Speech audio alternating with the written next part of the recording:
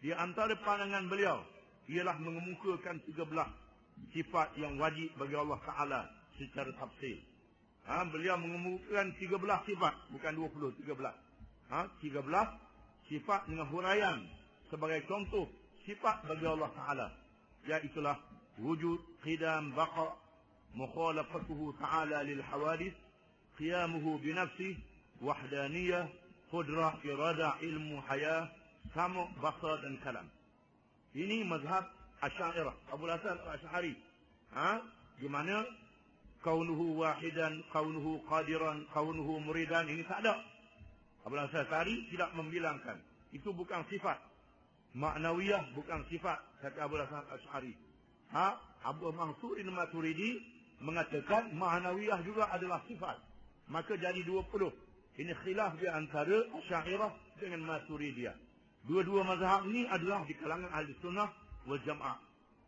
Jadi 13 sifat yang wajib, kata Abul Hasan Al-Asy'ari. Sebenarnya sifat yang wajib bagi Allah Ta'ala bukan 13 tu, bukan 20. Banyak. Semua sifat kepujian adalah sifat bagi Allah Subhanahu Wa Ta'ala. Yang disebut ini ialah sebagai contoh. Sebagai contoh sahaja. Dan menghuraikan perkara ta'alluq atau tidak berta'alluq dalam perkara-perkara yang berhubung dengan sifat-sifat yang tersebut.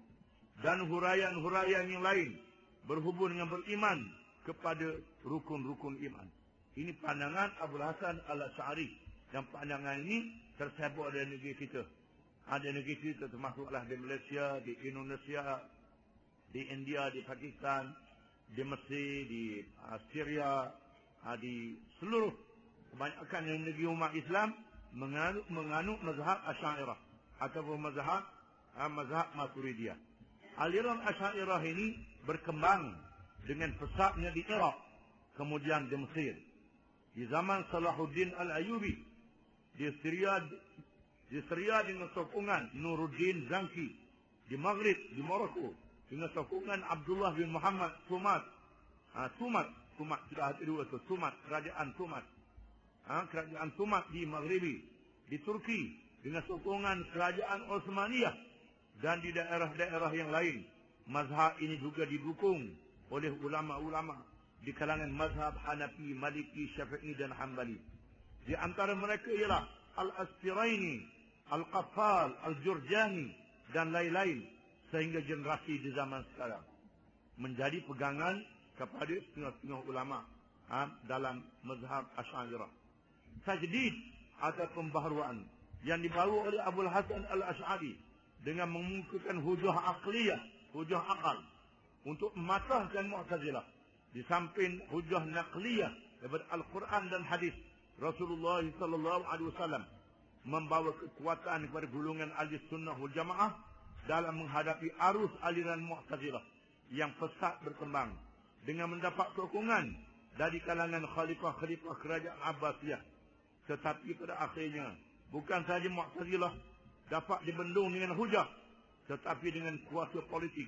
Apabila kerajaan Abbasiyah kembali kepada mazhab ahli sunnah dan beberapa kerajaan yang tumbuh kemudiannya memberi sokongan yang besar bagi mempertahan dan mengembangkan mazhab Asy'ariyah yang ditaja oleh Abul Hasan Al-Asy'ari rahimahullah. Di samping tokoh ulama yang menyambung mazhab ini seperti Abu Abdullah bin Mujahid, Abul Hasan Al-Bahili Al-Qadi, Abu Bakar bin At-Tayyib Al-Baqillani, Abu Bakar bin Fawra, Abu Ishaq Al-Aspiraini, Abu Muhammad Al-Juwaini yang dikenali dengan Imamul Haramain Al-Juwaini, Abu Muhammad Al-Juwaini, Imamul Haramain, imam dua tanah haram, imam Masjid Mekah dan Masjid Madinah.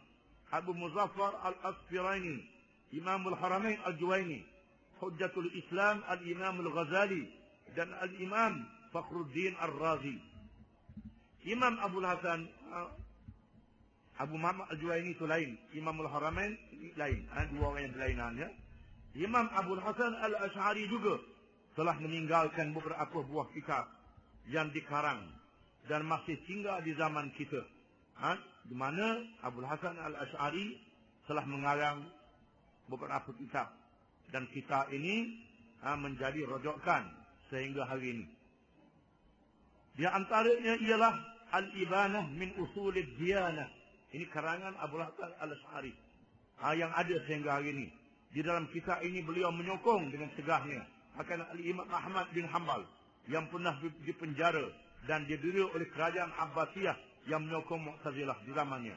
Al-Luma, bukan Al-Luna, Al-Luma itu salah dengan mim, bukan dengan nun. Al-Luma fi ar-rad'i 'ala ahli az-ziyagh wal bid'ah. Dalam kisah ini mim itu apa ini? Mim itu. Al-Luma fi ar-rad'i 'ala ahli az-ziyagh wal bid'ah. Di dalam kisah ini beliau mendedahkan hujah aqliyah di samping hujah naqliyah. Hujah aqliyah, hujah menggunakan akal, menggunakan mantik, ilmu logik, ilmu mantik, ilmu logik. Ilmu logik ni bukan boleh pakai semua. Ada tempat boleh pakai, ada tempat tak boleh pakai. Ilmu logik, ilmu mantik. Di samping hujah naqliyah. Naqliyah ialah hujah ber-Quran dan berhadis Nabi SAW.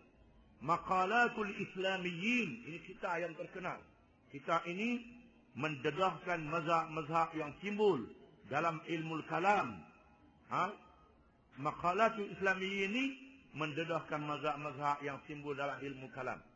Mazhab Ahli Sunnah wal Jamaah, mazhab Khawarij, mazhab Mu'tazilah, mazhab Syiah, termasuk Syiah dihuraikan oleh Abdul Hasan Al-Asy'ari. Dan Istihsanil Khawd fi ilmu kalam merupakan sebuah risalah kecil bagi menolak mereka yang mengharamkan ilmu kalam. Walaupun terdapat di kalangan ulama, terutamanya di kalangan mazhab Hambali, mereka yang menyanggah beberapa hujah dan cara yang dibawa oleh Abdul Hasan Al-Asy'ari, tetapi tidaklah boleh dinafikan tentang jasa Abdul Hasan Al-Asy'ari mempertahankan mazhab Ahli Sunnah wal Jamaah dengan mengalahkan hujah-hujah Mu'tazilah yang terpesong jauh dalam perkara Al-Quran Al-Karim adalah kalam Allah yang qadim. Melihat Allah pada hari kiamat, membetulkan perkara yang berhubung dengan perbuatan hamba dan hubungannya dengan qudrah dan iradah Allah berkait dengan qada dan qadar. Ini dihurai oleh Abdul Hasan Al-Asy'ari. Di mana Mu'tazilah mengatakan qada dan qadar daripada hamba, bukan daripada Allah Ta'ala. Itu. Berat tu. Satu benda yang berat, qada dan qadar daripada hamba. Apa yang dibuat ni hamba buat. Hamba buat. Allah Ta'ala lepas dia. Dia lebih kurang dengan qadariyah.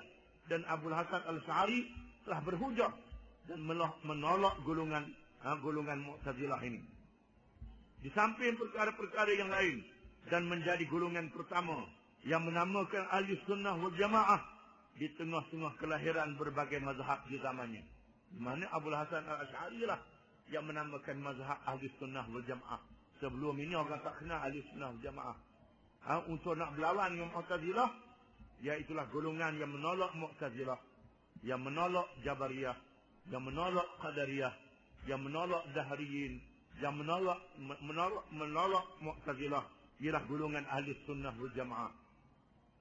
Al-Imam Abdul Hasan Al-Asy'ari meninggal dunia pada tahun 324 Hijrah dengan meninggalkan pesaka ilmu yang terdiri daripada kitab-kitab dan murid-murid yang meneruskan perjuangannya dan meninggalkan suatu aliran pengajian akidah yang dianuti oleh sebahagian besar di kalangan umat Islam hari ini dalam melanda cabaran-cabaran baru yang tidak ada di zamannya dan memerlukan pembaharuan lagi di dalam mengemukakan hujah-hujah bagi mempertahankan akidah yang suci murni. Inilah kisah seorang ulama mujaddid yang telah berjaya mempertahankan Islam. Ini disebut oleh Nabi SAW dalam sebuah hadis. Inna Allah yab'athu li hadhihi al-ummah ala ra'si kulli mi'ati sanah man yujaddidu laha amra diniha. Sesungguhnya Allah akan melahirkan pada tiap-tiap 100 tahun. Tiap-tiap 100 tahun hijrah akan ada ulama yang mempertahankan Islam. Di mana tidak ada lagi Nabi selepas Muhammad SAW. Selepas Nabi Muhammad tak ada Nabi, tak ada Rasul. Kalau zaman dulu, kalau berlaku penyelewengan, ada Nabi, tak ada Rasul. Tetapi bagi umat Muhammad, Nabi, Rasul tak ada.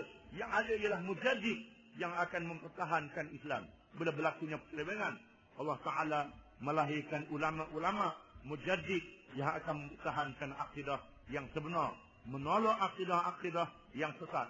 Ini adalah janji daripada Nabi SAW. Walaupun tak ada Nabi di kalangan umat aku, tetapi ada ulama-ulama mujtahid. Di antara mereka ialah Abul Hasan Al-Asy'ari yang membawa mazhab Asy'ariyah yang telah menolak golongan Mu'tazilah dan mempertahankan akidah Ahli Sunnah wal Jamaah. Wallahu a'lam.